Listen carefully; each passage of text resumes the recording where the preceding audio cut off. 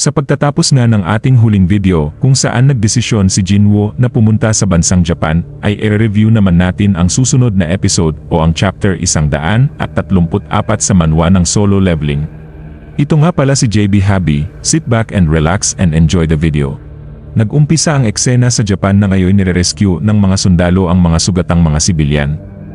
Wika ng isang sundalo, walang sapat na space para sa lahat ng mga pasyente, hanggang 3 o 4 lang na katao ang maisasakay namin.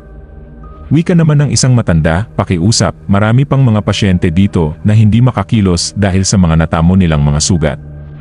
Wika ng sundalo, hindi ito ang oras para mag-alala sa mga pasyenteng mamamatay din naman. Ang mga higanting halimaw ay papunta na dito, mamamatay kayo kung mananatili kayo. Sagot ng matanda, hindi namin sila pwedeng iwan, nangako kaming mag-asawa na hindi namin sila iiwan hanggang huli. Wika ng sundalo, kung ganoon, mananatili na lang din ako sa inyo, hindi namin pwedeng iwan ang mga sibilyan. Dugtong nito, kahit papaano, magiging ligtas naman tayo sa loob nang hindi pa tapos magsalita ang sundalo ay dumating nga ang mga higanteng halimaw na ngayon nakatingin sa kanila. Sumigaw naman ang mga sundalo at pinagbabaril ang higante. Wala namang epekto sa higante ang mga baril ng mga sundalo at nagbadya na itong umatake.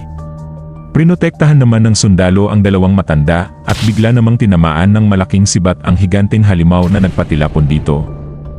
Nagulat naman ang sundalo nang bumagsak na nga ito. Kagagawan pala ito ng isang shadow soldier ni Jinwoo. Wika ng sundalo, anong nangyayari? Wika ni Jinwoo na nasa tabi na pala ng sundalo na, muntik na yon. Kailangan nating ilayo ang mga ito dahil malapit ito sa ospital. Sa kabilang banda naman ay may gumuhong tipak ng building na ngayon papahulog na sa matanda pero nasangga naman ito ni Jinho. Wika nito, ako na ang bahalang tumulong sa paglikas sa kanila. Wika ni Jinwoo, mabuti naman kung ganoon. At naghanda na nga ito. Nag-umpisa na ngang sumugod ang kanyang shadow soldier at inatake ang isang higanteng halimaw at kinaladkad ito palayo. Naghanda na rin si Jinwoo na dumaan ito sa likod ng kanyang shadow soldier para umatake. Mabilis namang umatake si Jinwoo at nagawang mapatay agad ang halimaw. Napunta naman ang eksena sa Maryland sa Amerika at wika ng isang lalaki, pumunta si Hunter Sung Jinwoo sa Japan. Wika ng isang lalaki, narinig kong hindi nagawang ma-upgrade ni Madam Senner ang unang stage ng kapangyarihan ni Jinwoo.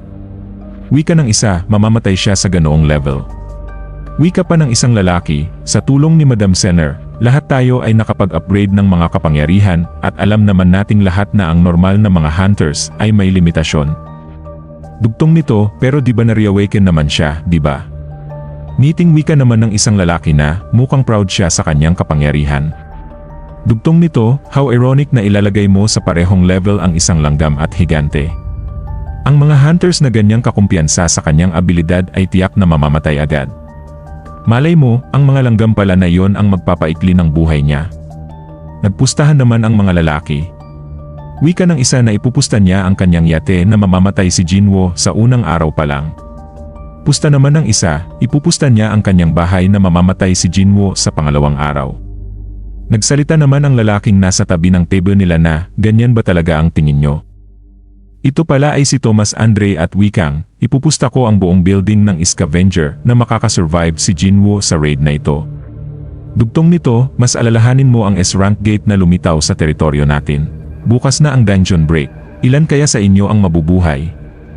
Nainis naman ang dalawang lalaki at sa isip nito, ang kupal na ito, ang galing niya talagang manira ng mood. Sa isip ng isa, lagi niya lang ginagawa ito, wag mo na lang siyang pansinin. Wika ni Thomas, mukhang mas masaya sana kung sa Japan na lang ako pumunta kaysa dito. Dugtong nito, pero magiging masaya pa rin naman ang lugar na ito bukas. Nalipat ulit ang eksena sa Japan at wika ng reporter na, mga manonood, hindi ito kapanipaniwala, ang mga shadow soldier ni Hunter Jinwoo ay tinatalo ang mga higanteng halimaw, ang mga ito ay nilalamon ng mga ant soldier. Sa kabilang banda naman ay may isang batang babae na tumatakbo na hinahabol ng isang higante. Nang malapit na itong maabutan ay bigla namang naputol ang braso nito at sinagip ni Igris ang batang babae. Sumugod naman sa likod si Ayorn at inatake ang halimaw at nagawa nitong mapaslang ang higante. Nainis naman dito si Igris na pinoprotektahan ang batang babae sa mga debris mula sa atake ni Ayorn. Sumigaw naman ito at napangising tumingin kay Igris. Napatingin naman si Igris sa bata at buti na lang at okay lang ito. Sa isip ni Jinwoo na mukhang tuwang-tuwa si Ayorn sa kanyang bagong upgrade. Nakuha naman ang kanyang atensyon nang napasalamat naman sa kanya ang isang sundalo. Nag-thumbs up naman si Jinwoo at wikang, isa kang mabuting sundalo. Nagpasalamat ulit dito ang sundalo.